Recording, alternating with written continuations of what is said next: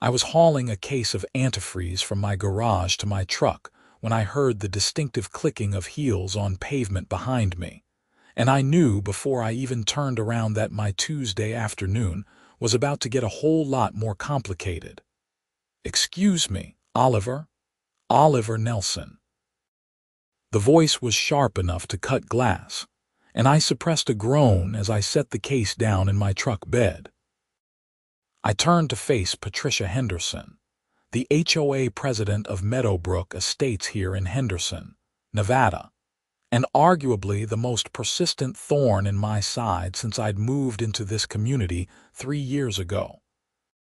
Patricia was standing at the end of my driveway, her perfectly manicured hand resting on her hip, her blonde hair sprayed into submission despite the desert heat. She was wearing what I'd come to think of as her enforcement outfit, which was a blazer and slacks combo that screamed I'd like to speak to the manager from a mile away. "Patricia," I said, keeping my voice neutral, "what can I do for you?"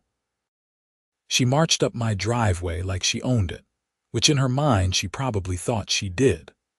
Her eyes locked onto the case of antifreeze in my truck bed, then darted to my open garage where I had several more cases stacked neatly along the wall, along with various other automotive supplies. "I'm here on official HOA business," she announced, pulling out her phone and snapping a picture of my garage.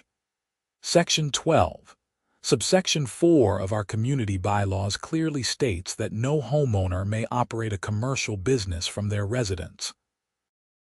And this," she gestured dramatically at my garage, "is clearly evidence of automotive repair operations being conducted on HOA property." I blinked at her, trying to process what I was hearing. "Patricia, I'm not running a business. These are just my personal supplies." "Personal supplies." She let out a laugh that had zero humor in it. "Oliver, you have enough antifreeze here to service a fleet of vehicles, not to mention the oil, filters, and other automotive materials I can see from here. I've been monitoring your property for the past 2 weeks, and I've documented no fewer than 6 different vehicles coming and going from your garage." My jaw clenched. The fact that she'd been watching my house like some kind of surveillance operation was creepy, but not surprising. Patricia had made it her life's mission to enforce every single HOA rule to the letter and to find violations where none existed. "Those were friends," I said, forcing myself to stay calm. "I help them with their cars sometimes. It's called being neighborly." "It's called running an unlicensed business," Patricia shot back. "And as of now, I'm issuing you a formal violation notice. You have 72 hours to remove all commercial-grade automotive supplies from your property, or the HOA will be forced to take action." "What kind of action?" I asked, though I had a sinking feeling I already knew. Patricia's smile was all teeth and no warmth. "We can seize and dispose of any materials that constitute a violation of community standards. The bylaws are very clear on this. I suggest you start making arrangements to relocate your inventory, Mr. Nelson. Good afternoon." She turned on her heel and marched back down my driveway, leaving me standing there in disbelief. I looked at the case of antifreeze in my truck, then back at my garage. This was insane. I'd lived here for 3 years, and nobody had ever said a word about my automotive supplies. I kept everything neat and organized. My garage door was closed most of the time, and I certainly wasn't charging anyone for the work I did. I pulled out my phone and called my buddy Marcus, who lived 2 streets over in the same community. "Hey man, you're not going to believe what just happened," I said when he picked up. "Let me guess," Marcus said with a laugh. "Patricia showed up with some kind of violation notice." "How'd you know?" "Dude, she's on a rampage this month. She cited the Johnsons for having their trash cans visible from the street for more than 2 hours, and she tried to find the Ramirez family because their kid drew a hopscotch grid on their driveway with chalk. She's out of control. I ran a hand through my hair. She's saying I can't keep my automotive supplies in my garage. She wants to seize my antifreeze, Marcus. My antifreeze. That's ridiculous, Marcus said. Hey, wait a minute. Aren't you the guy who maintains the community vehicles? Like the golf carts and the maintenance truck, I froze. In all the chaos, I'd completely forgotten about that particular detail. Yeah, I said slowly. Yeah, I am. Dude, Marcus said, and I could hear the grin in his voice. This is going to be good. Let me back up and explain how I ended up in this situation. When I moved to Meadowbrook Estates 3 years ago, I was coming out of a messy divorce and looking for a fresh start. I'm a mechanical engineer by training, but I've always loved working with my hands, especially on vehicles. It's therapeutic for me. Something about diagnosing a problem and fixing it with my own 2 hands that clears my head. About 6 months after I moved in, I was in the community common area when I noticed the maintenance golf cart sitting there with the hood up. Our community maintenance supervisor, a guy named Frank Rodriguez, was scratching his head and looking at the engine with the expression of someone who'd rather be anywhere else. Problem? I'd asked, walking over. Frank had looked up with relief. This thing won't start, and the company we contract with for repairs can't come out until next week. I've got to mow the common areas and I don't have time to push mow all 6 acres. I'd taken a look, and within 15 minutes I diagnosed a clogged fuel line and had it cleared. Frank had been incredibly grateful, and over the next few months, I'd helped him with various other repairs on the community equipment. The golf carts, the maintenance truck, even the pressure washer they used for the sidewalks. Eventually, Frank had approached me with an offer. The HOA was paying a pretty hefty contract to an outside company for vehicle maintenance, and most of the time they were just doing basic stuff that I could handle easily. If I was willing to take over the maintenance, the HOA would pay me a monthly retainer that was less than they were paying the contract company, but more than fair for the amount of work involved. I'd agreed, and for the past 2 years, I'd been the unofficial but very official maintainer of all Meadowbrook Estates community vehicles.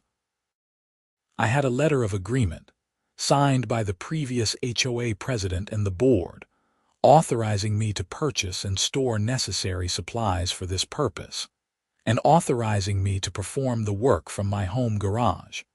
The problem was that Patricia had only been HOA president for about 4 months.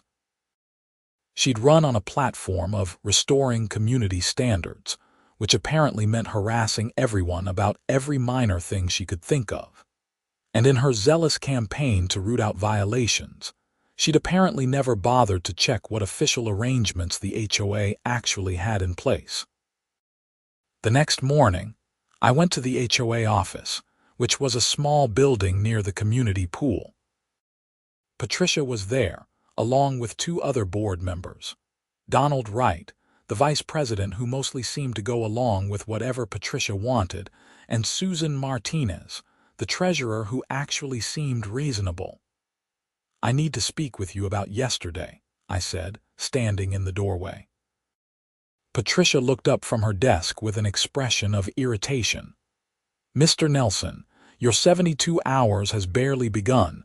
There's nothing to discuss until you've complied with the violation notice. Actually, there is, I said, walking in and pulling out my phone. I'm not sure if you're aware, but I'm under contract with the HOA to maintain the community vehicles. Have been for 2 years. Patricia's expression didn't change. I'm aware of no such contract. Then you should check the records, I said. I pulled up the scanned copy of the agreement I kept on my phone and showed it to her. This was signed by President Marks and the board in March 2 years ago. It authorizes me to purchase and store automotive supplies for the purpose of maintaining HOA vehicles, and it authorizes me to perform this work from my home garage to save the HOA the cost of facility rental. Susan leaned over to look at my phone, her eyes widening. "Patricia, this looks legitimate." Patricia barely glanced at it. "That agreement was with a previous board. As the current president, I have the authority to terminate any contracts I deem not in the best interest of the community." "Actually, you don't," Susan said quietly. "Not without a board vote, and not without proper notice and cause." Patricia's eyes flashed with annoyance. "Susan, I suggest you remember who runs this board." "The bylaws run this board," Susan said, her voice firmer now. "And the bylaws say that existing contracts can only be terminated by majority board vote after proper review." I decided to push my advantage. "Look, I'm happy to sit down and review the arrangement if you have concerns. But you can't seize my supplies when those supplies are being used for legitimate HOA business. The antifreeze you saw, that's for the maintenance truck, which needs a coolant flush. I was literally on my way to do that work when you stopped me yesterday." Donald spoke up for the first time. "Patricia, maybe we should table the violation notice until we can review this contract more thoroughly." Patricia's jaw tightened, and for a moment I thought she was going to explode. But then she took a deep breath and smoothed down her blazer. "Fine. The violation notice is temporarily suspended pending board review. But Mr. Nelson, you can expect that this contract will be under very close scrutiny. If I find any irregularities, any violations of the terms, it will be terminated immediately. Do I make myself clear, Crystal?" I said. I left the HOA office feeling like I'd won a battle but not the war. Patricia wasn't going to let this go easily, and I knew she was going to be looking for any excuse to nail me. Sure enough, over the next week, I started noticing her around more. She'd drive by my house slowly. She'd be at the common areas when I was doing maintenance work, always watching, always with her phone out taking pictures. It was unnerving, but I made sure to document everything I did, keeping detailed records of all work performed and supplies used. The board meeting was scheduled for the following Thursday evening, and I made sure to be there. The meetings were held in the HOA office, and they were technically open to all residents, though usually only a handful of people showed up. Tonight, though, the room was packed. Word had gotten around about Patricia's enforcement campaign, and people were not happy. I sat in the back, watching as Patricia called the meeting to order with her usual self-important air. She went through the standard agenda items, financial reports, and upcoming events. Then she got to new business. "Item 7, she announced, "review of the vehicle maintenance contract with Mr. Oliver Nelson." She pulled out a folder and began reading from it. "As you all know, the HOA has been paying Mr. Nelson a monthly retainer of $450 to maintain our community vehicles. Upon review of this arrangement, I have several concerns." I sat up straighter, alert. "First," Patricia continued, "the contract was entered into without proper competitive bidding. Second, the work is being performed from Mr. Nelson's personal residence, which creates liability issues for the HOA. Third, and most concerning, I have documentation that Mr. Nelson has been performing unauthorized work on personal vehicles from his garage, which constitutes a commercial operation in violation of our bylaws. This raises questions about whether HOA funds are being used to subsidize his business operations." Murmurs ran through the room. I felt my face getting hot. She was twisting everything to make me look bad. "Furthermore," Patricia said, clearly enjoying herself now, "I have obtained quotes from 3 professional maintenance companies. The lowest bid is $600 per month, which is more than we're currently paying, but would eliminate the liability and compliance issues." Susan raised her hand. Patricia, may I see those quotes? Patricia hesitated for just a fraction of a second, then passed the folder to Susan. I watched as Susan flipped through the pages, her frown deepening. These quotes are for basic maintenance only, Susan said. Oil changes and inspections. The services Mr. Nelson provides include all repairs, parts, and emergency calls. When the maintenance truck broke down last month on a Saturday, Mr. Nelson had it running again within 3 hours. These companies don't even offer weekend service. That's a minor detail, Patricia said dismissively. It's not a minor detail when we need our equipment running, Susan shot back. Patricia, I think you're trying to fix something that isn't broken. Donald cleared his throat. I have to agree with Susan. Mr. Nelson has done good work for us. I don't see a reason to change the arrangement. Patricia's face was turning red. This isn't about the quality of work. This is about proper procedure and community standards. We cannot have residents running businesses from their homes, even if those businesses involve HOA work. An older man in the front row raised his hand. I recognized him as Tom Fletcher, one of the long-time residents. If I can speak, he said, I think what we can't have is the HOA president wasting our time and money because she has a personal grudge. Oliver's been nothing but helpful since he moved here. He's fixed my lawnmower twice and wouldn't take a dime. If Patricia has a problem with him, that's her issue, not the community's. Several people nodded and voiced agreement. Patricia looked like she was about to have a stroke. This is not a personal matter, she said through gritted teeth. This is about the integrity of our community standards. Then maybe we should talk about the integrity of targeting residents who haven't actually violated anything, called out a woman I didn't recognize. My daughter drew a hopscotch game on our driveway, and you threatened us with a $500 fine. It washed off with the hose. The room erupted with people sharing their own stories of Patricia's enforcement campaign.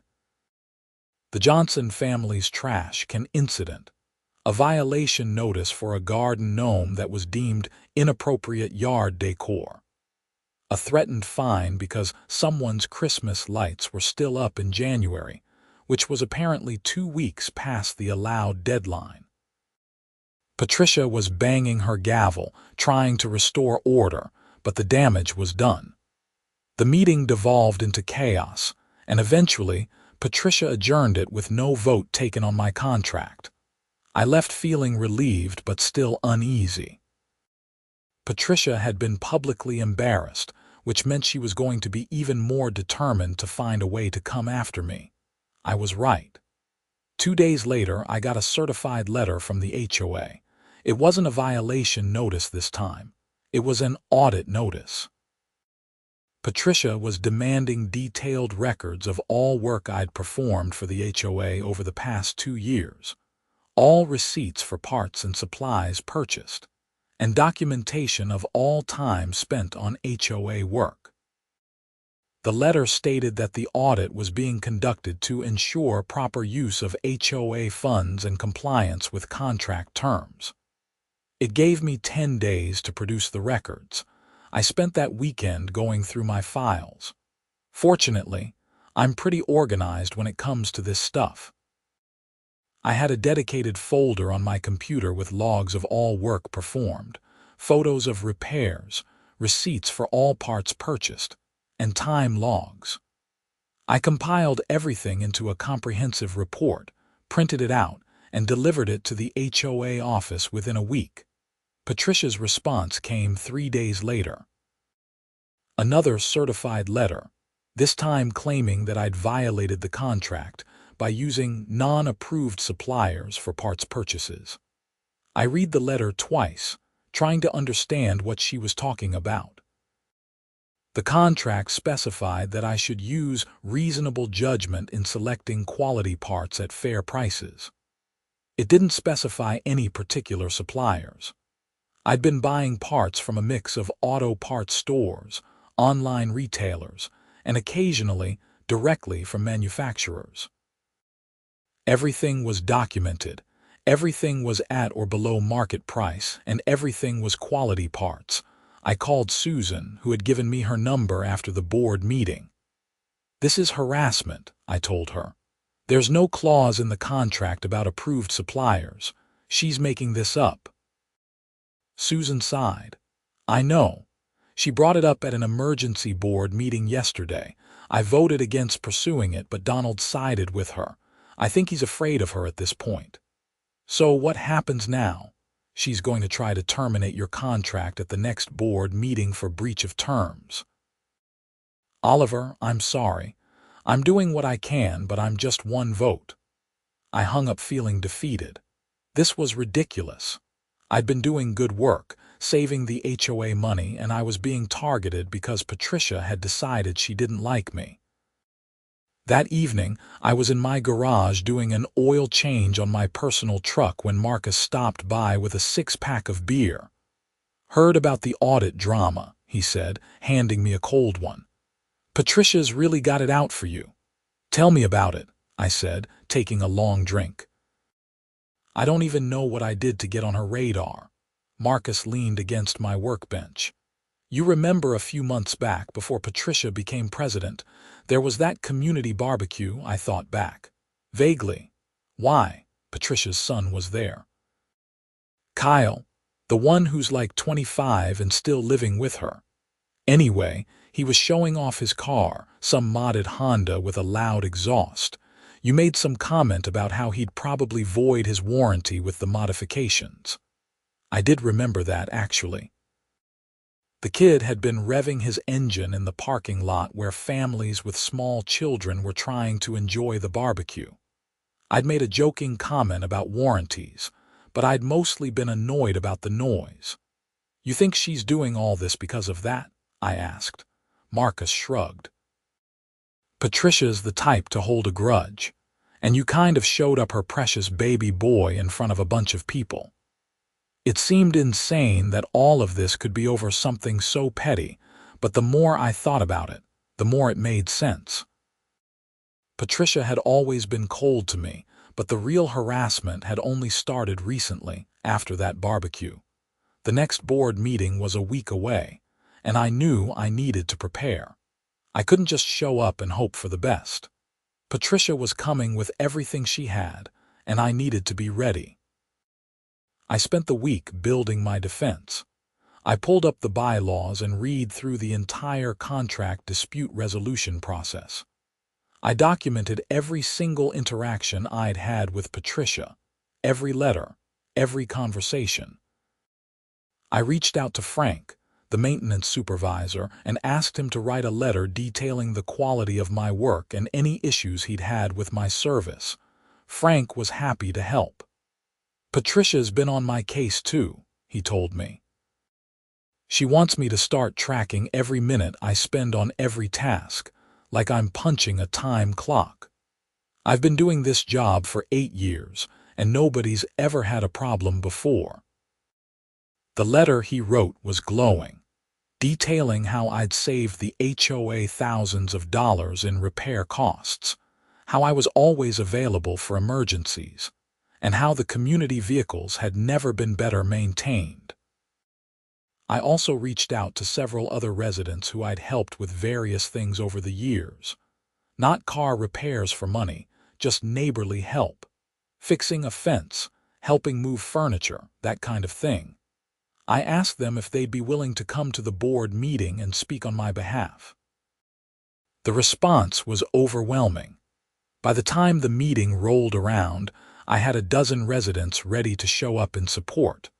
The night of the meeting, the HOA office was even more packed than last time. Every seat was filled and people were standing along the walls. Patricia looked surprised and distinctly unhappy about the turnout when she called the meeting to order. She went through the preliminary business quickly, clearly wanting to get to the main event. When she finally announced the agenda item about my contract, you could feel the tension in the room ratchet up. "The board has completed its review of Mr. Nelson's maintenance contract," Patricia began, reading from a prepared statement. We have identified multiple instances of contract violations, including use of non-approved suppliers, failure to obtain prior authorization for purchases over $100, and performance of work that falls outside the scope of routine maintenance. She pulled out a stack of papers. I have documented instances where Mr. Nelson purchased parts totaling over $100 without prior approval. I have documented repairs that should have been referred to specialized contractors. And I have documented that Mr. Nelson operates a commercial automotive business from his residence, which creates a conflict of interest with his HOA work. That's not true, I said, standing up. Mr. Nelson, you are not recognized to speak, Patricia said sharply. Actually, Susan interjected, according to the bylaws, any resident has the right to speak during the discussion of an issue that directly affects them. Oliver, please continue. I stepped forward, pulling out my own folder of documents. First, the contract doesn't specify any dollar limit for purchases requiring prior approval. I've reviewed the entire document, and that clause doesn't exist. Second, every repair I've performed has been within the scope of routine maintenance and repair, which is explicitly covered by the contract. And third, I don't operate a commercial business. I help friends and neighbors occasionally, but I don't charge money. I don't advertise, and I'm not operating a business under any legal or tax definition. Patricia's eyes narrowed. I have witnesses who say otherwise. Then I'd like to hear from those witnesses, Susan said. Patricia hesitated. They're not present tonight. How convenient, someone called out from the audience, and several people laughed. I have witnesses who are present, I said. I gestured to the crowd. If you'll allow them to speak. Patricia looked like she wanted to refuse, but with the room full of residents staring at her expectantly, she didn't have much choice. Fine. Keep it brief. One by one, residents stood up and spoke. Tom Fletcher talked about how I'd helped him with his lawnmower. Maria Santos described how I'd helped her elderly mother replace a broken light fixture. James Wung explained how I'd assisted him in installing a new water heater, refusing payment because we were neighbors. Oliver's the kind of neighbor everyone should have, James said. He's helpful, skilled, and generous with his time. The idea that he's running some kind of illegal business is absurd. Then Frank stood up. I work with Oliver on a regular basis, he said. In 2 years, I've never had a single problem with his work.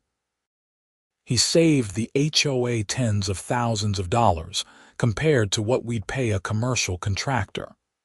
The vehicles are in better shape now than they've been in the entire time I've worked here. And he's available nights and weekends when equipment breaks down, which commercial contractors aren't.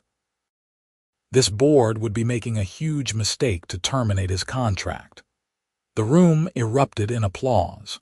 Patricia was red-faced, her jaw clenched so tight I thought she might crack a tooth. This is all very touching, she said when the applause died down, but it doesn't change the fact that there have been contract violations. The board has a responsibility to ensure proper use of HOA funds. Then let's talk about proper use of HOA funds, Susan said quietly. She pulled out her own folder. Patricia, over the past 4 months since you became president, you've spent HOA money on several questionable items. $3,000 for a new sign at the entrance that nobody requested or approved. $1,500 for professional landscaping at the HOA office when we already have a maintenance staff. $800 for custom, printed stationery with your name on it. Patricia's face went from red to pale. Those were all legitimate HOA expenses. Were they approved by board vote? Susan asked. Patricia didn't answer. I've reviewed the minutes, Susan continued. None of those expenditures were brought to a vote. You authorized them unilaterally, which is a violation of the bylaws. Any expenditure over $500 requires board approval. Donald was looking extremely uncomfortable. Susan, are you sure about this? I'm the treasurer, Susan said. I see every expense. Patricia, you've been acting like you own this HOA, but you don't. We all do, every resident here. And we're all tired of your power trips and harassment. The room erupted again, this time with people calling out their own grievances with Patricia's presidency. It went on for several minutes, and Patricia just sat there, her hands gripping the edge of the table so hard her knuckles were white. Finally, Tom Fletcher stood up again. I move that we call a special election to recall Patricia Henderson as HOA president for violation of bylaws and misuse of authority. I second that motion, someone called out immediately. Patricia found her voice. You can't do that. There's a process. You need petition signatures. You need Section 22 of the bylaws. Tom interrupted. A recall can be initiated by motion during any board meeting seconded by a resident and requires a majority vote of residents present. We've got plenty of people here. Let's vote. What followed was the fastest HOA vote I'd ever witnessed. By a show of hands, with only 3 people abstaining and 2 voting against, the motion passed. Patricia Henderson was recalled as president, effective immediately. Patricia stood up, her face a mask of fury and humiliation. This is illegal. I'll sue. I'll sue all of you. For what? Susan asked calmly. Following the bylaws you've been so concerned with enforcing. Patricia grabbed her purse and stormed out of the office, slamming the door so hard the window rattled. Donald looked like he wanted to follow her, but he stayed seated, probably realizing that his own position was shaky given that he'd been supporting her. Susan looked around the room. As treasurer and now senior board member present, I'm assuming temporary leadership until a new president can be elected. First order of business. I move that Oliver Nelson's maintenance contract be continued in full and that he receive a formal letter of appreciation for his service to the community. Seconded, Tom called out, and the motion passed unanimously. I felt a weight lift off my shoulders. It was over. Patricia was gone, and I could go back to just living my life and helping my community. But it wasn't quite over yet. 3 days later, I was in my garage working on one of the golf carts when I heard sirens outside. I walked out to find 2 Henderson police cars parked in front of my house, and my stomach dropped. What now? 2 officers got out, looking professional but not particularly threatening. Oliver Nelson, one asked. That's me. I'm Officer Ramirez. This is Officer Chen. We got a call about possible theft of HOA property. Mind if we ask you a few questions? My mind raced. Theft? I haven't stolen anything. Someone reported that you have HOA property stored in your garage without authorization, Officer Ramirez said. Do you mind if we take a look? I almost laughed. Patricia, she called you, didn't she? The officers exchanged glances but didn't confirm or deny. I waved them toward my open garage. Look all you want. Everything in here is either my personal property or HOA property that I'm authorized to have for maintenance purposes. Officer Chen walked into the garage, looking around at the organized shelves of supplies, the golf cart I was working on, and my workbench. Can you prove the authorization? I pulled up the contract on my phone and showed it to them. Officer Ramirez read through it carefully, then nodded. This looks legitimate. Do you have any HOA documentation confirming you currently have this golf cart for maintenance? Better, I said. I pulled out my maintenance log and showed them the entry.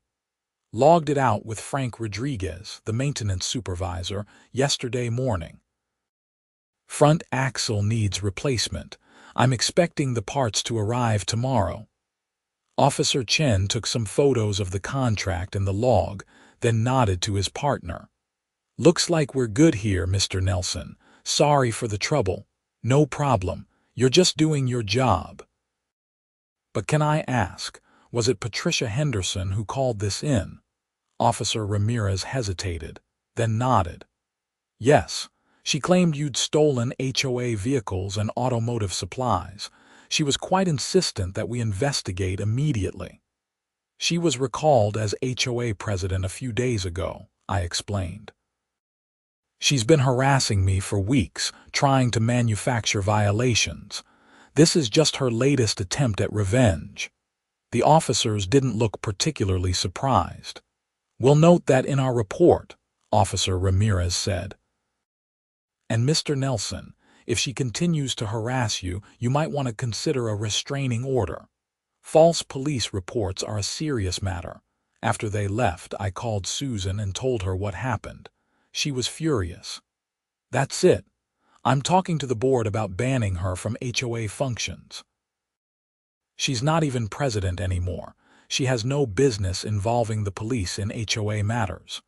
But Patricia wasn't done. Over the next week, I received 3 more calls from different Henderson City departments. The first was code enforcement, investigating a claim that I was operating an illegal automotive repair business. That was resolved quickly when I showed them my contract and explained the situation. The second was from the Nevada State Contractors Board, claiming I was performing contracting work without a license. Again, I showed them my arrangement with the HOA, explained that I wasn't operating as a contractor in any legal sense, and they closed the case. The third was from the IRS. Someone had filed a report claiming I was earning unreported income from automotive repair work. That one took longer to resolve and required me to provide tax returns showing that I'd properly reported the income from my HOA contract. The IRS agent I spoke with told me that false reports were taken seriously, and if they determined the report was made in bad faith, there could be consequences for the person who filed it. Each time, I documented everything. Every call, every investigation, every interaction. I was building a case for harassment, and I was going to make sure Patricia faced consequences. The new HOA board met 2 weeks after Patricia's recall, and Tom Fletcher was elected as the new president. One of his first actions was to call a meeting with me, Susan, and the HOA's attorney, a sharp woman named Rachel Kim, who I'd never met before. "Patricia's actions have created potential liability for the HOA," Rachel explained. "The false police reports, the harassment, the unauthorized expenditures, all of it could be grounds for legal action. Oliver, if you wanted to sue, you'd have a strong case." I thought about it. Part of me wanted to make Patricia pay for what she'd put me through. But mostly, I just wanted it to be over. "I don't want to sue the HOA," I said. "This community is my home, but I do want assurance that Patricia will face consequences and that this won't happen again." Tom nodded. "We're already working on that. First, we're revising the bylaws to put more checks and balances on the president's authority. No more unilateral decisions on expenditures or enforcement. Second, we're sending Patricia a cease and desist letter, ordering her to stop making false reports and to cease all contact with you. Third, we're filing a formal complaint with the Henderson Police Department about the false theft report." "What about the money she spent?" Susan asked. "The unauthorized expenditures," Rachel opened her folder. "We're demanding reimbursement. The custom stationery, the sign, the landscaping, all of it. She either pays it back or we pursue legal action." It felt good to hear that Patricia would be held accountable, but I still had a nagging concern. What if she doesn't stop? What if she keeps calling in false reports?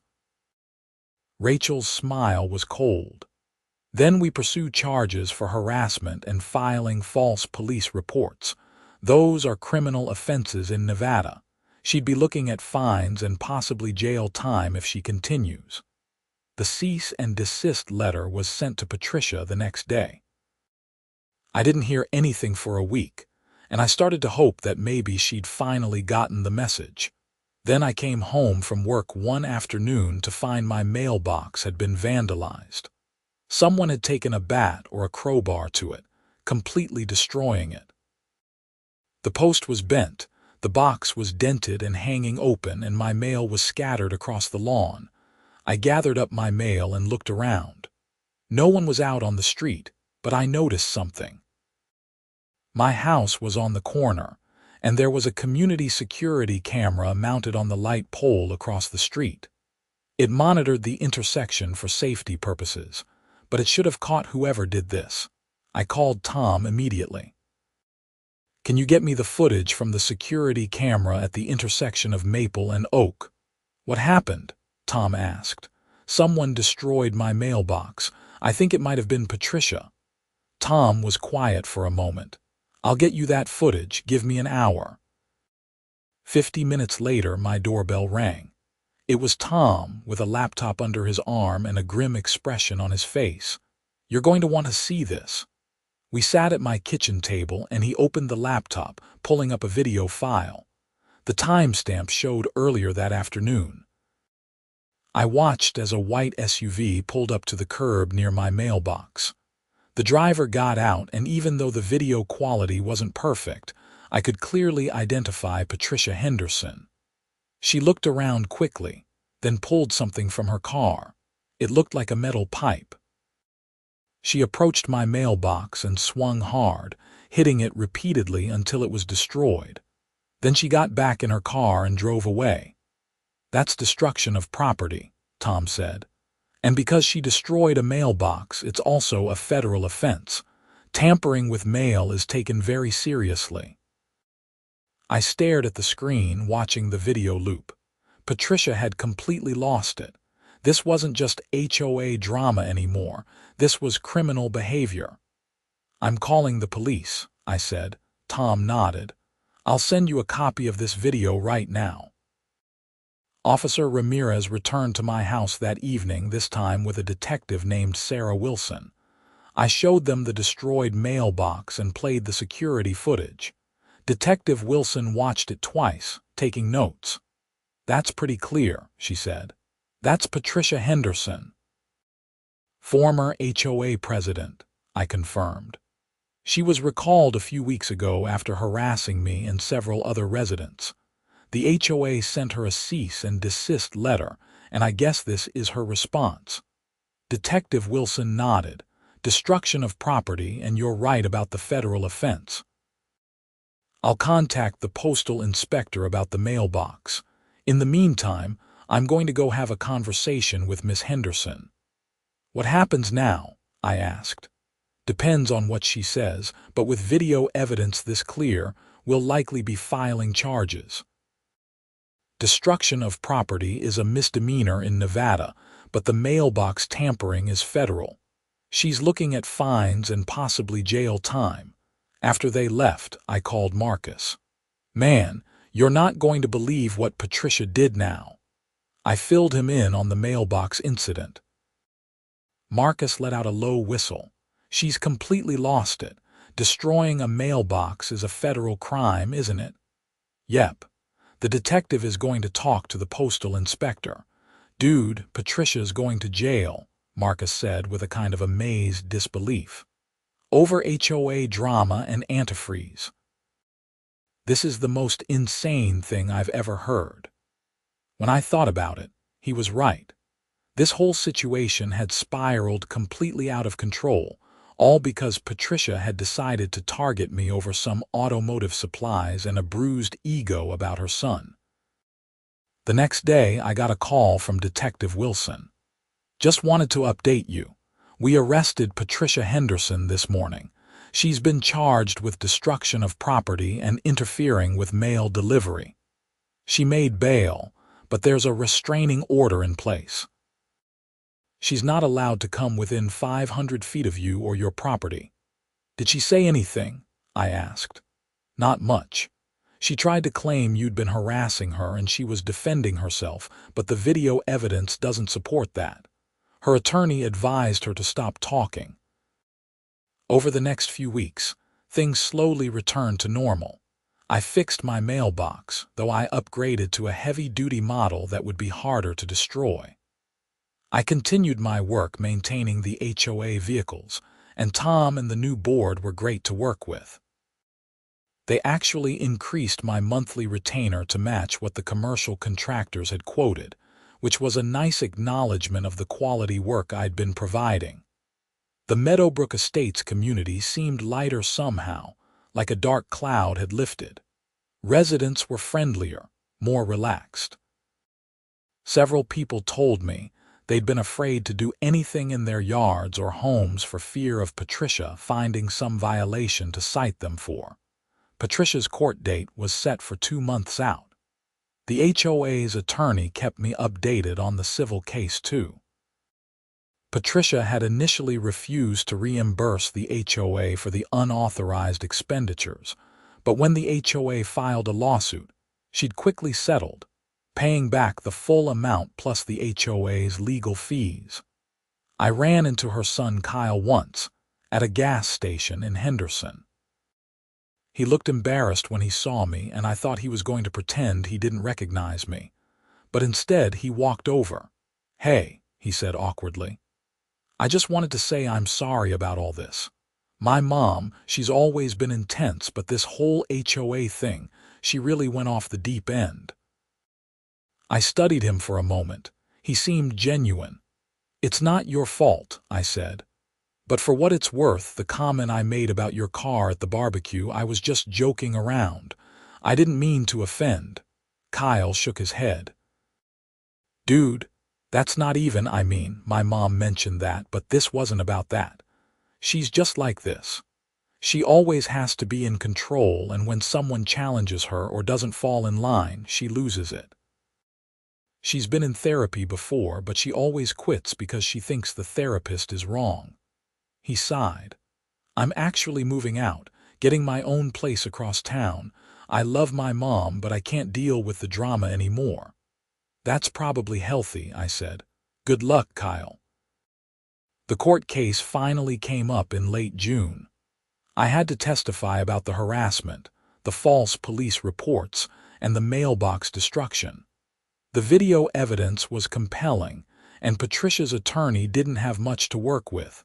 The judge was not sympathetic. Patricia was convicted of destruction of property and interfering with mail delivery. She was sentenced to 6 months probation, 200 hours of community service, and ordered to pay restitution for my mailbox plus court costs. She was also fined $5,000 by the federal government for the mail tampering. More importantly, the judge issued a permanent restraining order, keeping Patricia away from me and my property. Any violation would result in immediate jail time. As I left the courthouse that day, I felt a sense of closure.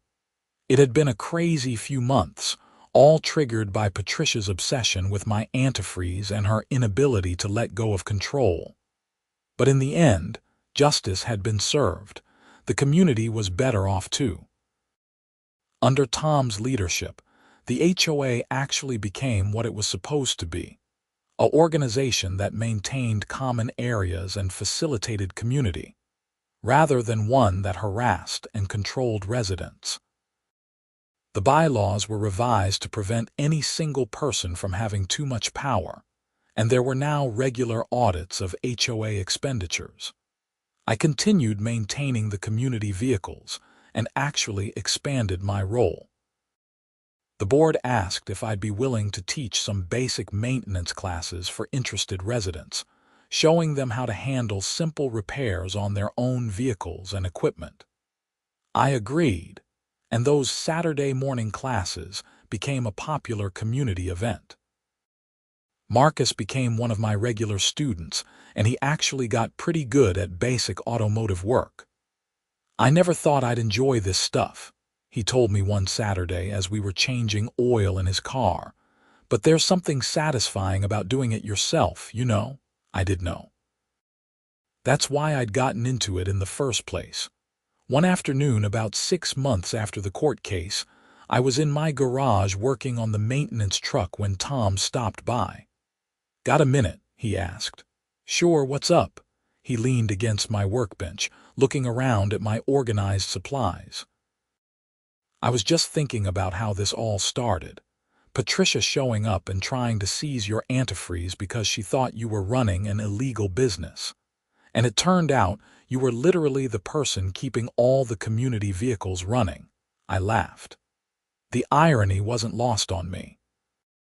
"The thing is," Tom continued, "she was so focused on finding violations and exerting control that she never bothered to learn what was actually happening in her own community. She didn't know about your contract. She didn't know about the work you were doing. She didn't care. She just saw something she could target and went after it. That's the danger of giving someone too much power without accountability," I said. "She thought being HOA president meant she could do whatever she wanted." Tom nodded. "Well, we've fixed that now. The new bylaws make sure it can't happen again, but I wanted to thank you, Oliver. You stood up to her when a lot of people were too scared to. You could have just given up, moved away, let her win. Instead, you fought back and it made this community better." "I had a lot of help," I pointed out. "You, Susan, Frank, all the residents who spoke up at that board meeting. It wasn't just me." "Maybe not," Tom agreed, "but you were the catalyst, so thank you." After he left, I thought about everything that had happened. It had been stressful and frustrating and at times infuriating. But Tom was right. The community was better now. And I'd learned something important about standing up for yourself, even when it would be easier to back down. I looked at the case of antifreeze sitting on my shelf, the same type that had started this whole mess.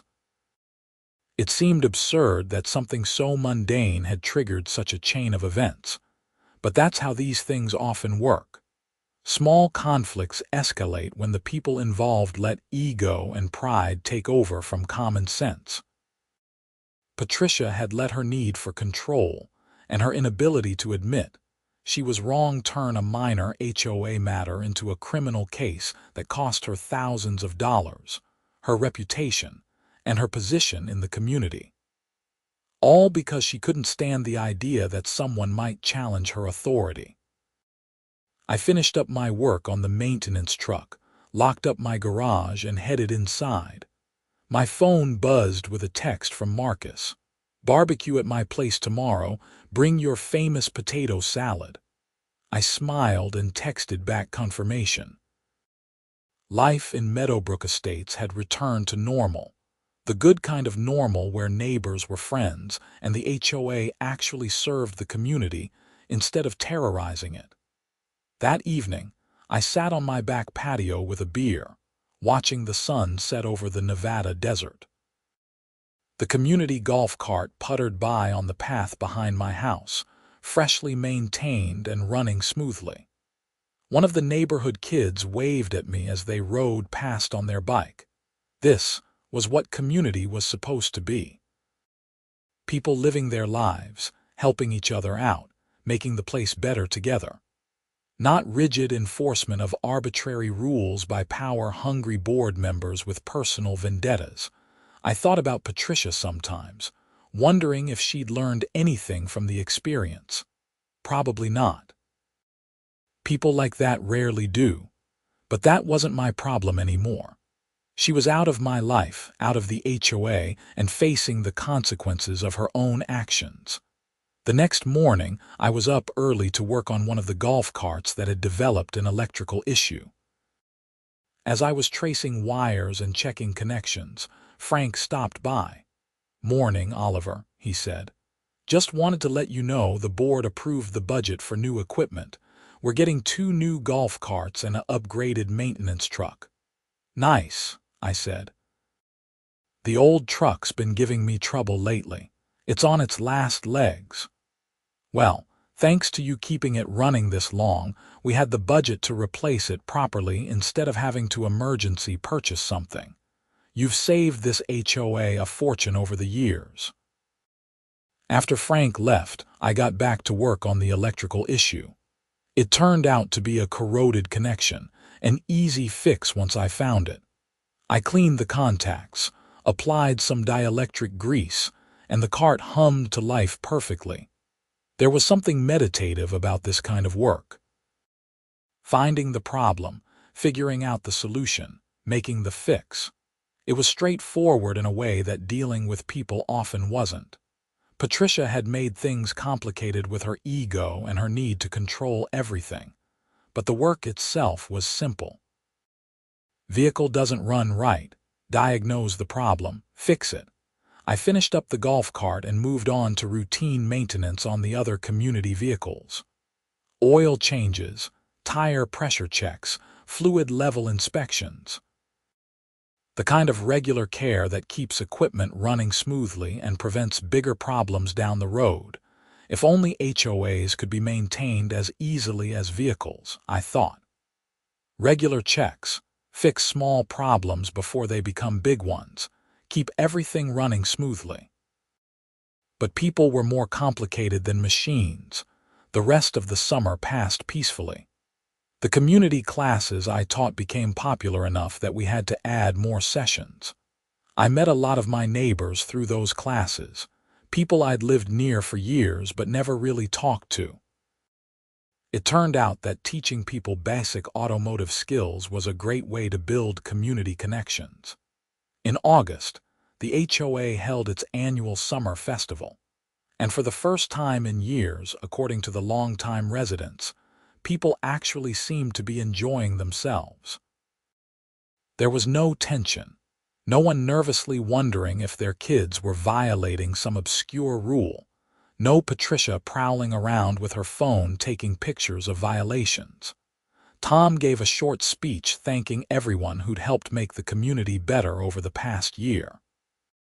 He specifically mentioned me, Susan, and several other residents who'd stood up against Patricia's overreach. The applause was genuine and warm. Marcus found me by the food tables. "This is what it should have been all along," he said. "Just neighbors hanging out, having a good time." "Yeah," I agreed. "It's nice." "You hear about Patricia?" Marcus asked. I shook my head. "What about her?" She moved, sold her house and left Henderson entirely. Someone said she moved to Arizona. I felt a mix of emotions about that. Relief that she was gone, a small bit of sadness that it had come to this, and mostly just a sense of closure. "Probably for the best," I said. "Fresh start for her, and the community doesn't have to deal with the awkwardness of having her around." "Her son Kyle moved too," Marcus added. "But he went the other direction, got a place in Las Vegas. Ran into him last week, and he seems a lot happier." The festival continued into the evening, with music and dancing as the desert air cooled down. I found myself thinking about the journey that had brought us to this point. It had started with something so simple. Patricia trying to seize my antifreeze because she thought I was violating HOA rules. She'd had no idea that those supplies were for maintaining the community's own vehicles.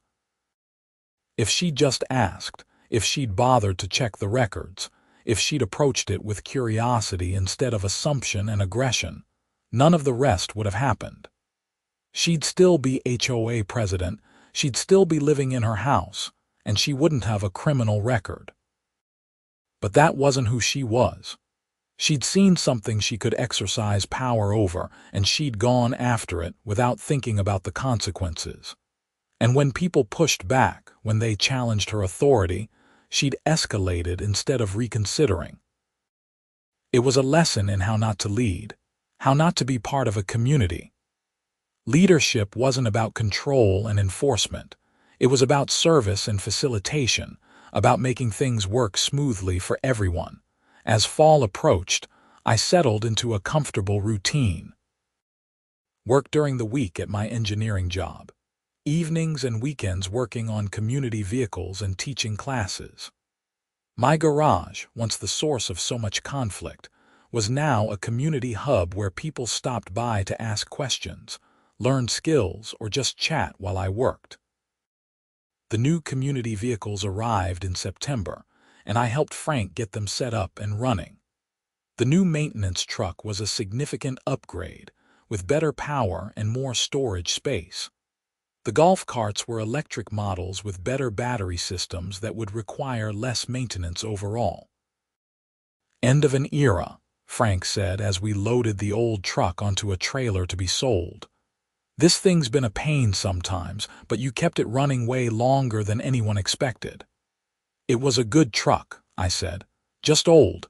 Everything has its time." Susan stopped by one Saturday morning while I was teaching a class on basic brake maintenance. She waited until we finished the lesson, then pulled me aside. "The board wants to formalize your position," she said. "Instead of just a maintenance contract, we want to create an official community maintenance coordinator role. It would include the vehicle work you're already doing, plus coordination of other maintenance projects, and the classes you've been teaching. Better pay, formal recognition, and we'd pay for you to get any additional certifications you might want." I was surprised and touched. "That's really generous." "You've earned it," Susan said. "You could have left after all the drama with Patricia, and nobody would have blamed you. Instead, you stayed and helped make this community better. We want to recognize that." I accepted the offer, and the new position started in October. It came with a modest but fair salary increase, and the HOA covered the costs for me to get certified in several areas of vehicle and equipment maintenance. They even built a small community maintenance facility, a proper shop space where I could work on the larger equipment more easily than in my home garage. My personal garage went back to being just my personal space, which was nice. I could work on my own projects without worrying about whether someone might see HOA supplies and get the wrong idea.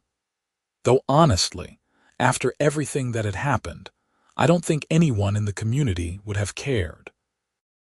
By the time winter rolled around, life in Meadowbrook Estates had found a new equilibrium. The HOA functioned smoothly under Tom's leadership. The community was engaged and active, and the drama of the Patricia era had faded into the background, becoming one of those stories that people would tell newcomers. You should have seen it before. We had this HOA president who was absolutely crazy. I never heard from Patricia again. No more false police reports, no more harassment, nothing. The restraining order remained in place, but it wasn't needed. She'd moved on, literally and figuratively. One evening in December, as I was closing up the new maintenance facility after a long day, Tom stopped by. "Got something for you," he said, handing me an envelope. I opened it to find a card signed by dozens of residents. It thanked me for my service to the community, for standing up against overreach, and for helping make Meadowbrook Estates a better place to live. There was also a gift certificate to a nice steakhouse in Henderson. "This is really nice," I said, genuinely moved. "We mean it," Tom said. "You made a difference, Oliver. Not just with the vehicles and the maintenance, but with your character. You showed people that it's worth standing up for what's right, even when it's difficult." As I drove home that night, I reflected on the whole strange journey. It had started with Patricia trying to seize my antifreeze, convinced I was violating HOA rules. She'd had no idea that I was actually the one maintaining the community's own vehicles, that the supplies she wanted to confiscate were essential for keeping the HOA's equipment running. The irony had been lost on her, but it wasn't lost on me. She'd been so focused on enforcement and control that she'd never bothered to learn what was actually happening in her community. And that blind spot, that refusal to see beyond her own assumptions, had been her downfall. I'd learned something too, though. I'd learned that communities work best when people communicate, when they approach problems with curiosity instead of assumptions, and when they're willing to stand up for themselves and each other against unreasonable authority. The antifreeze that had started it all was still in my garage, neatly organized on my shelves.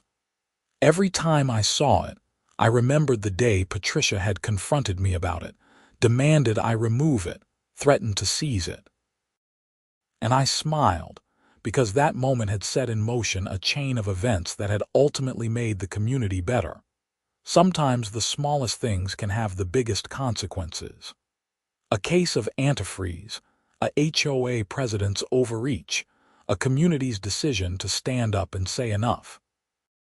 All of it together had transformed Meadowbrook Estates from a place where people lived in fear of arbitrary enforcement to a place where people actually lived, engaged with their neighbors, and built something good together. As the year came to a close, I found myself more content than I'd been in a long time. My work was satisfying, my community was healthy, and I'd made genuine friendships with my neighbors. The drama and conflict with Patricia, while stressful at the time, had ultimately brought people together and created positive change. On New Year's Eve, the community held a celebration at the common area. As midnight approached and people counted down, I looked around at my neighbors, at the community we'd built together, and felt grateful. Grateful for the support I'd received during the conflict, grateful for the opportunity to serve my community in a meaningful way, and grateful that we'd all learned something about standing up for what was right. The clock struck midnight, and cheers went up across the common area. Marcus clapped me on the shoulder. "Here's to a better year," he said. "Here's to a better community," I replied, and it was. Meadowbrook Estates had become exactly what a community should be. A place where people looked out for each other, where leadership served rather than controlled, and where someone could keep antifreeze in their garage without triggering a months-long conflict that ended with criminal charges. The whole experience had taught me that sometimes you have to fight for what's right, even when it's difficult. That documentation and evidence matter when you're facing false accusations. That communities are stronger when they stand together against unreasonable authority. And that the most absurd conflicts can sometimes lead to the most positive changes. I never did get an apology from Patricia. I didn't really expect one, but I didn't need it either. The community had been transformed. The systems had been fixed to prevent future abuse, and I'd found my place as someone who could make a real difference. As I locked up my garage that night and headed inside, I glanced at the maintenance facility visible in the distance, its sign reading, Meadowbrook Estates Community Services. That facility, that position, the classes I taught, all of it had grown out of conflict over antifreeze and a HOA president who couldn't see past her own need for control. Sometimes good things come from bad situations. Sometimes standing your ground leads to positive change. And sometimes, when an HOA tries to seize your spare antifreeze, they find out you're the one maintaining their community vehicles, and everything changes from there. The story could have ended badly. I could have given up, moved away, let Patricia win. But I'd stood firm, documented everything, and fought back when necessary. And in doing so, I'd helped transform not just my own situation, but the entire community's relationship with its HOA. That was worth more than any amount of antifreeze, any maintenance contract, any personal convenience. It was about principle, about standing up for what was right, about making sure that power was used to serve rather than control. And in the end, justice had been served. Patricia had faced consequences for her actions. The community had been reformed, and life in Meadowbrook Estates was better for everyone. Sometimes the smallest spark can start the biggest fire. My case of antifreeze had been that spark, and the fire it started had burned away the old, broken systems and made room for something better to grow. As I settled into bed that New Year's Eve, I felt at peace. The fight was over, the victory was won, and the community I called home was truly home now, in every sense of the word.